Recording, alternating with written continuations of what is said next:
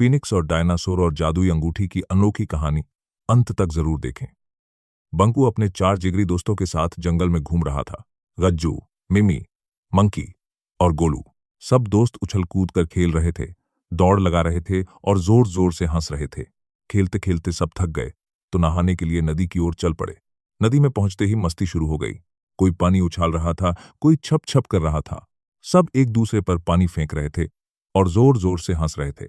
कुछ देर बाद सब दोस्त नहाकर थक गए और वापस जंगल की ओर चल पड़े, लेकिन बंकू नहीं माना। वह नदी में ही नहाता रहा। तभी उसकी नजर पानी में कुछ चमकती हुई चीज पर पड़ी।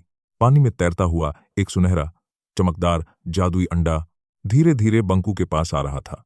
बंकू ने अंडे को अपने हाथ में लिया और जैसे ही उसने अंडा हाथ में लिया, अंडा फूट गया। अंडे के अंदर से निकली एक चमचमाती जादुई अंगूठी और अंगूठी बोली, तुम मुझसे जो भी बोलोगे वह सच हो जाएगा। इतना कहते ही अंगूठी उड़कर खुद बंकू की उंगली में आ गई। बंकू ने मजाक में एक सेब मांगा और अगले ही पल सेब उसके सामने था। बंकू खुशी से उछल पड़ा। वह तुरंत अपने दोस्तों के पास गया और उन्हें सारी बात बताई। दोस्तों को यकीन दिलाने के लिए बंकू ने ढेर सारा खाना मांगा और खाना सच में आ गया। लेकिन फिर एक दिन बंकू से बहुत बड़ी गलती हो गई। गलती से उसने जादुई अंगूठी से एक भयानक डायनासोर को बुला लिया। डायनासोर आते ही पूरे जंगल में तबाही मचाने लगा। पेड़ टूटने लगे, जमीन कांपने लगी। बंकू और उसके दोस्त जान बचाकर एक गुफा में छिप गए।